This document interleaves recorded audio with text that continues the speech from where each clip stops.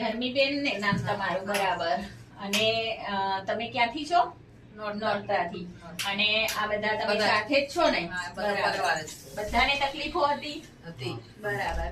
તમને શું તકલીફ હતી? મને વ્યસનની હતી. ઘૂંટણની, બરાબર. અને તમે, તમારું નામ શું છે? કરસનભાઈ. તમને શું સમસ્યા હતી? મને ગેસની લીવર.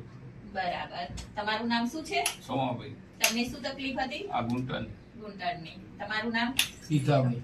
તમને શું તકલીફ હતી? મને ઢીચની ના ફ્રોઝન શોલ્ડર. હા, ઓકે. સર્વાઇકલ સમસ્યા હતી.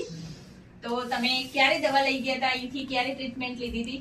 17 મહિના પહેલા કે લઈ 15 દિવસ જેવો સમય થયો ને? બરાબર.